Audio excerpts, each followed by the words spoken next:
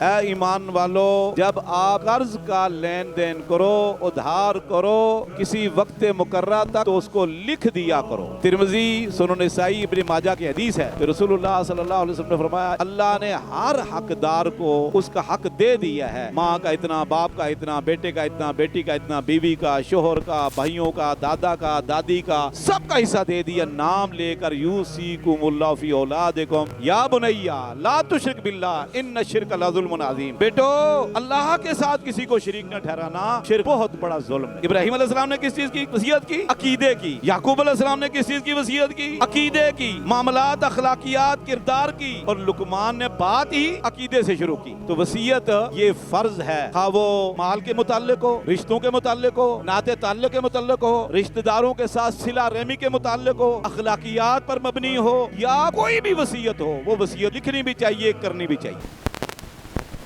اما بعد فاعوذ باللہ السمیع العلیم من الشیطان الرجیم یا ایھا الذین آمنوا اتقوا اللہ حق تقاتہ ولا تموتن الا وانتم مسلمون۔ یا ایھا الناس اتقوا ربکم الذی خلقکم من نفس واحدہ وخلق منها زوجها وبث منهما رجالا كثيرا ونساء واتقوا الله الذي تساءلون به والارحام ان الله كان عليكم رقيبا۔ يا ايها الذين آمنوا اتقوا الله وقولوا قولا سديدا يصلح لكم اعمالكم ويغفر لكم ذنوبكم ومن يطع الله ورسوله فقد فاز فوزا عظيما۔ تمام تعریفیں اللہ رب العزت کے لیے، اور درود و سلام امام الانبیاء محمد الرسول اللہ صلی اللہ علیہ وسلم کی ذات گرامی پر۔ آج رمضان کا دوسرا جمعہ ہے۔ آج میں ایک اہم ترین موضوع پر گفتگو کرنا چاہتا ہوں کتاب و سنت کی روشنی میں، جو مسئلہ بہت عام ہے اور اہم بھی ہے، لیکن مسلمان خاص طور پر جو کتاب و سنت کے وارث ہیں اور دیندار لوگ ہیں، وہ اس میں بڑی سستی اور لاپرواہی کرتے ہیں، اور سستی اور لاپرواہی سے جہاں اللہ رب العزت کی ناراضگی لازم کر لیتے ہیں، وہاں دنیا میں بھی اپنی زندگی کو مشکل بنا دیتے ہیں، اور دوسروں کے لیے بھی۔ اور وہ مسئلہ ہے قرض کا لین دین اور وصیت کے احکام۔ تفصیل کے بغیر اہم ترین باتیں میں آپ سے عرض کروں گا آج۔ قرض اور وصیت اور ہبہ، یہ تین چیزیں ہیں جو ہماری زندگی میں لازم ملزوم ہیں، اور اسے ہم تقریباً پالا پڑتا رہتا ہے۔ قرض ہوتا ہے کہ آپ نے کسی کو دیا یا کسی نے آپ سے لیا ہے، یا آپ نے کسی سے لیا ہے۔ اور ہبہ ہے کہ آپ اپنی کوئی چیز کسی کو گفٹ کر دیں، تحفہ دے دیں، ہبہ کر دیں، ہدیہ دے دیں۔ اور وصیت یہ ایک اضافی عمل اللہ رب العزت نے ہمیں دیا ہے، جو کہ قرض کی طرح فرض ہے، لازمی ہے، اور بعض اوقات وصیت کرنا مستحب اور مباح ہوتا ہے، فرض نہیں ہوتا۔ قرآن کریم میں اللہ رب العزت نے سورہ بقرہ آیت نمبر 282 آیت نمبر 282 سورہ بقرہ میں اللہ رب العزت نے قرض کے لین دین کے احکام تفصیل سے بیان کیے ہیں، اور یہ آیت قرآن کریم کی سب سے مطول آیات میں سے ہے، اور اس کا نام ہے آیت المداینہ۔ لین دین یا قرض کے لین دین کے احکام اور مسائل۔ اللہ رب العزت نے کیا فرمایا؟ مخاطب کن لوگوں کو کیا؟ بات کہاں سے شروع کی؟ فرمایا یا ایھا الذین آمنوا اذا تداینتم بدین الی اجل مسمی فاکتبوہ، اے ایمان والو، جب آپ قرض کا لین دین کرو، ادھار کرو کسی وقت مقررہ تک، فاکتبوہ، تو اس کو لکھ دیا کرو، ضبط تحریر میں لے آؤ، ریٹن۔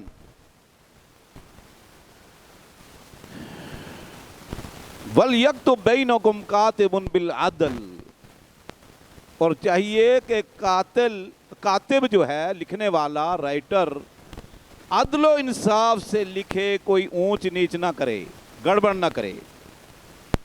وَلَا يَأْبَ كَاتِبٌ أَن يَكْتُبَ كَمَا عَلَّمَهُ اللَّهُ، اور کاتب لکھنے سے انکار نہ کرے جیسے اللہ نے اس کو تعلیم دی ہے، سکھایا ہے۔ یہ احسان اللہ کا یاد رکھے اور عدل اور انصاف کے تقاضوں کو پورا کرتے ہوئے وہ تحریر کرے۔ وَلْيَكْتُبْ فَلْيَكْتُبْ وَلْيُمْلِلِ الَّذِي عَلَيْهِ الْحَقُّ، لکھے یا لکھوائے وہ شخص جس پر حق ہے۔ اللہ اکبر۔ آگے کیا فرمایا؟ وَلْيَتَّقِ اللَّهَ رَبَّهُ، اللہ سے ڈرے۔ وَلْيَتَّقِ اللَّهَ، کس کو کہہ رہے اللہ رب العزت؟ مجھے اور آپ کو۔ اللہ سے ڈرے۔ وَلَا يَبْخَسْ مِنْهُ شَيْئًا، اس میں کسی چیز کی کمی نہ کرے۔ کما حق ہو، اسی طرح لکھے جو لین دین ہے۔ فرمایا اگر وہ شخص جس پر حق ہے وہ نادان ہے، بے وقوف ہے، یا کمزور ہے، او لا یستطیع ان یمل، وہ نہیں لکھوا سکتا، وہ لکھوا نہیں سکتا، تو کہے چلو ٹھیک ہے جانے دو؟ نہیں، سبحان اللہ۔ فَلْيُمْلِلْ وَلِيُّهُ بِالْعَدْلِ، یتیم چھوٹا ہے ابھی، یا نادان ہے، یا عقل کمزور ہے، یا خود نہیں لکھوا سکتا، تو اس کا ولی یہ لین دین کے وقت ضرور لکھوا لے۔ کتنی باتیں ہو گئی، کتنی باریکی سے اللہ کس کو کہہ رہے ہیں؟ قرآن پر عمل کون کرتا ہے؟ اہل قرآن، اہل حدیث کون کہلاتے ہیں؟ اللہ نے مخاطب کس کو کیا ہے؟ غیر مسلموں کو۔ یہ اتنی باریکی سے کاتب کا ذکر ہے، وہ سستی نہ کرے، لکھوانے والا سستی نہ کرے، اللہ سے ڈرے، اور حتیٰ کہ اگر وہ نہیں لکھوا سکتا تو اس کا ولی، سرپرست لکھوائے۔ اللہ اکبر۔ وَاسْتَشْهِدُوا شَهِيدَيْنِ مِن رِجَالِكُمْ فَإِن لَّمْ يَكُونَا رَجُلٌ فَرَجُلٌ وَامْرَأَتَانِ، فرمایا دو عادل گواہ اس موقع پر ضرور وہاں موجود ہونے چاہیے۔ دو گواہوں کی موجودگی میں، عادل دو گواہوں کی موجودگی میں یہ سٹامپ پیپر لکھواؤ، ضبط تحریر میں لاؤ۔ آگے کیا فرمایا؟ سبحان اللہ۔ وَلَا يَأْبَ الشُّهَدَاءُ إِذَا مَا دُعُوا، جب وقت آ جائے لین دین کا یا کسی بھی موقع پر گواہوں کو بلایا جائے، گواہ انکار نہ کریں۔ اور آگے مزید اللہ نے کیا فرمایا؟ وَلَا تَسْأَمُوا أَن تَكْتُبُوهُ صَغِيرًا أَوْ كَبِيرًا إِلَىٰ أَجَلِهِ، مومنو، مسلمانوں، یہ رقم یا کوئی بھی چیز لین دین کی ہے، کاروبار ہے، تجارت ہے، انویسٹمنٹ ہے، معاملات ہیں، کچھ بھی ہے، وہ چھوٹی رقم ہو بڑی ہو، چھوٹا معاملہ ہو بڑا ہو، اس کو اہمیت دینی، آپ نے سستی نہیں کرنی، ولا تسأموا، لاپرواہی نہیں کرنی، غفلت نہیں کرنی، چھوٹی چیز ہو یا بڑی، سستی نہیں کرنی، اس کو ہر صورت میں لکھوا لو۔ ذالکم اقسط عند اللہ، یہ بہت عدل و انصاف پر مبنی ہے اللہ کے ہاں۔ وَأَقْوَمُ لِلشَّهَادَةِ وَأَدْنَىٰ أَلَّا تَرْتَابُوا، گواہی کے لیے بڑی مضبوط چیز ہے، اور یہ بہت بہتر ہے کہ کل آپ شک و شبہ میں، بدگمانیوں میں پڑو اور لڑائی جھگڑے میں پڑ جاؤ۔ یہ ابھی آیت بہت آگے جا رہی ہے، لمبی طویل آیات ہے قرآن کریم کی آیات میں سے۔ میرے بھائیوں، صرف نماز روزہ ہی نہیں فرض، صرف زکوٰۃ ہی فرض نہیں ہے، چند چیزیں فرض نہیں ہیں، یہ اللہ رب العزت کا حکم میرے آپ کے لیے ہے، سورہ بقرہ میں ہے، اور ایسے اللہ رب العزت نے یہ باتیں سمجھائی ہیں بڑی پیار سے، محبت سے، شفقت سے، باریک بینی سے، اور بار بار تاکید کی، بار میری چھوٹی چھوٹی باتیں بھی اللہ رب العزت نے یاد دہانی کروائی۔ اللہ اکبر۔ لیکن ہمارے ہاں باپ بیٹا ہو، سگے دو بھائی ہوں، دوست ہوں، رشتہ دار ہوں، غیر رشتہ دار ہوں، معاملہ کرتے ہوئے کوئی نہیں لکھواتے۔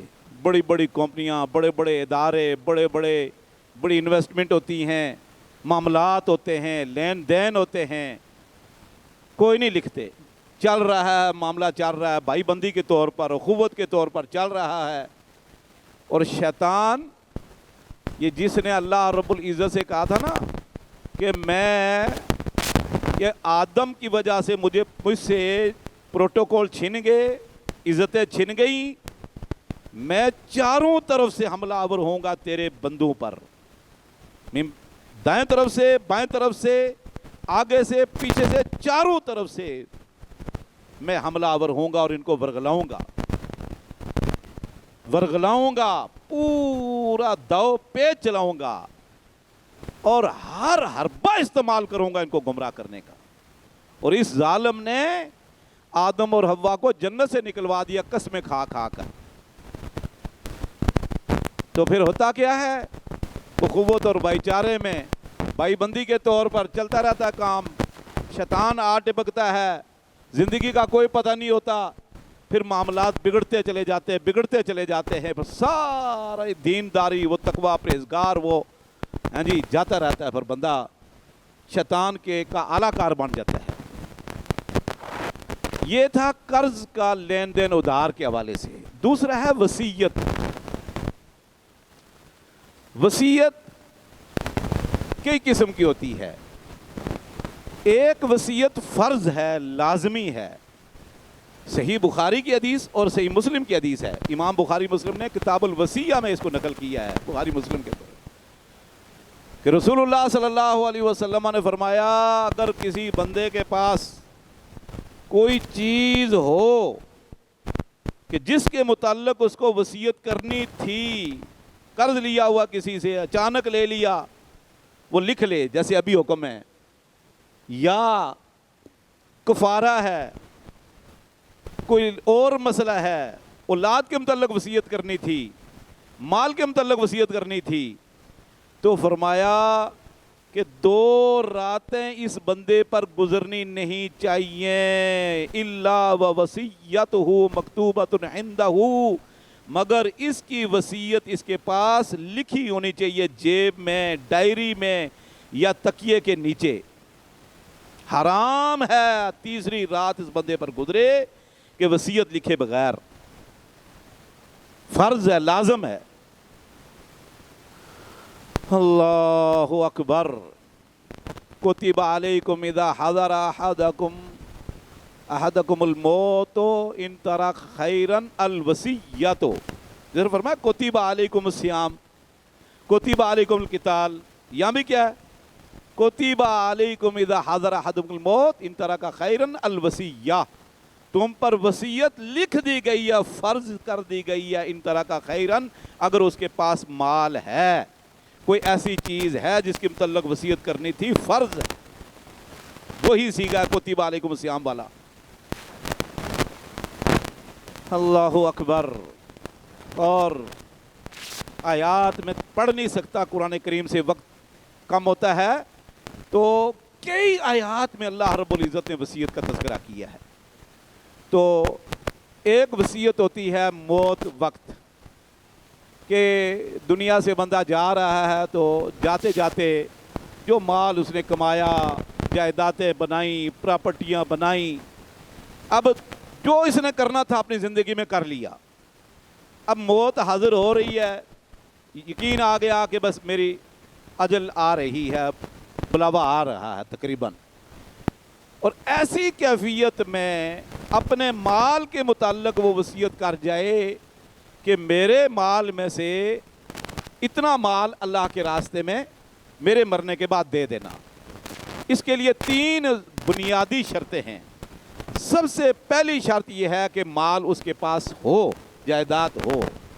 नंबर 2, 1/3 1 तिहाई सुलस की वसीयत करे, इससे ज़्यादा नहीं। सही बुखारी मुस्लिम की हदीस है। 1/3 है कुल माल के 1 तिहाई हिस्सा की वसीयत कर सकता है, इससे ज़्यादा की वसीयत नहीं कर सकता। नंबर 3, वसीयत उन लोगों के हक़ में कर सकता है जिनका इसके तरका में हिस्सा नहीं।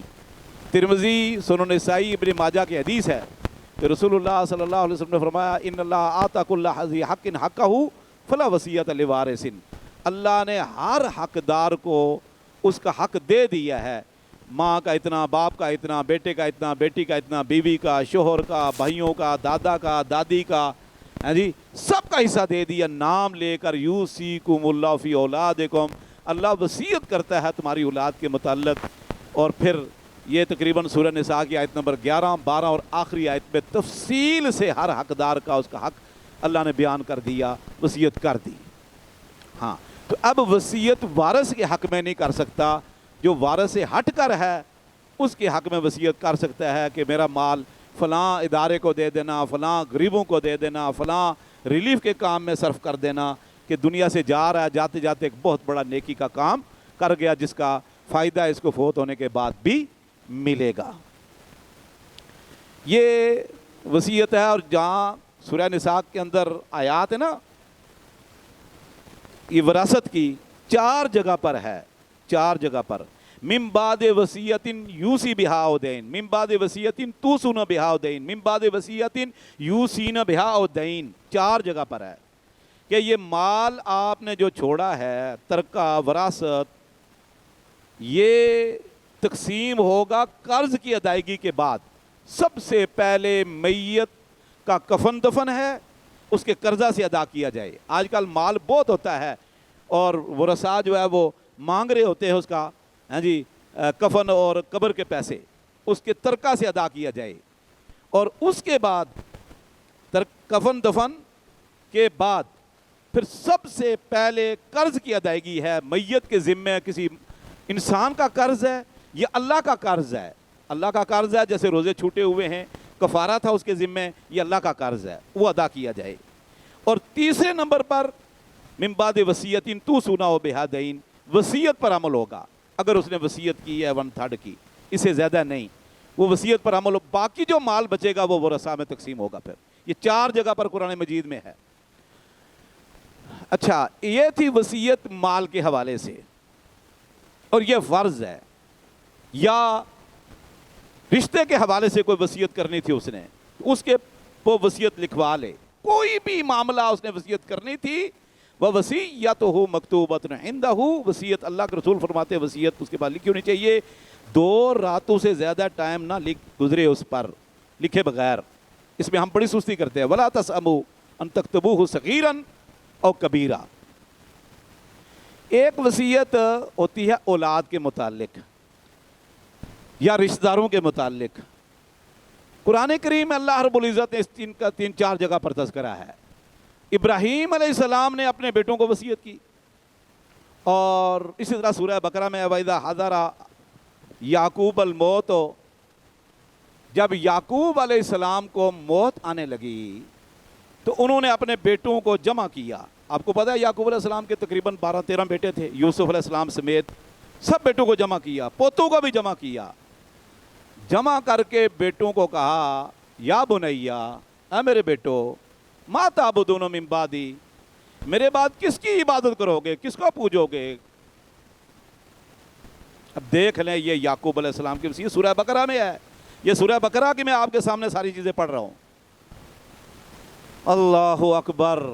قالوا نعبد الہک و الہ آبائک ابراہیم و اسماعیل و اسحاق.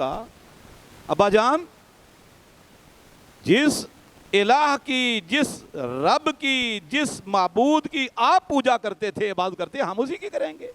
ابراہیم علیہ السلام کا رب، اسماعیل، اسحاق، یعقوب آپ کا رب، ہم اسی کی عبادت کریں گے اور اس کے ساتھ کسی کو شریک نہیں ٹھہرائیں گے. پھر ساری چیزیں ان کو بیٹوں کو وصیت کی. لقمان، سورہ لقمان پڑھو. یا بنیا، اب لقمان ایک نیک صالح بندہ تھا، نبی نہیں تھا.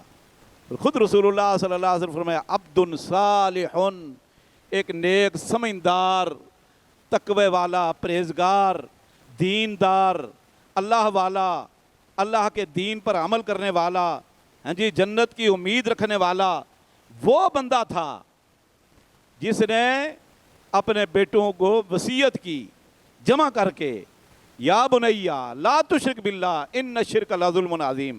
بیٹو، اللہ کے ساتھ کسی کو شریک نہ ٹھہرانا، شرک بہت بڑا ظلم ہے. ابراہیم علیہ السلام نے کس چیز کی وصیت کی؟ عقیدے کی. یعقوب علیہ السلام نے کس چیز کی وصیت کی؟ عقیدے کی، معاملات، اخلاقیات، کردار کی. اور لقمان نے بات ہی عقیدے سے شروع کی. یا بنیا، میرے بیٹو، لا تشرک باللہ، اللہ کے ساتھ کسی کو شریک نہ ٹھہرانا، اللہ کی ذات کے ساتھ، اللہ کی صفات میں کسی کو شریک نہ ٹھہرانا، اللہ کے افعال اور کاموں میں کسی کو شریک نہ ٹھہرانا.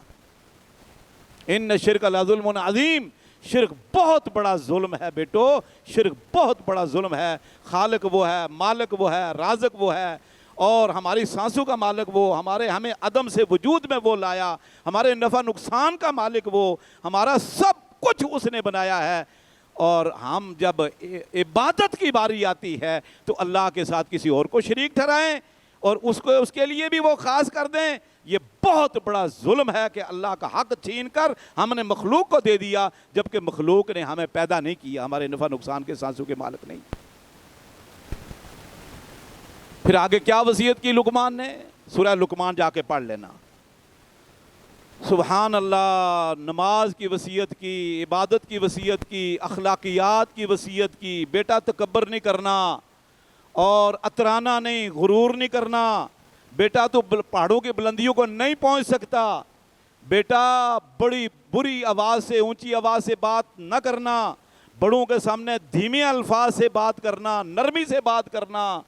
ہاں جی، کیا کیا یہ اخلاقیات. سب سے پہلے اس نے توحید، عقیدے کی بات کی، پھر عبادت کی بات کی، پھر اخلاقیات کی بات کی.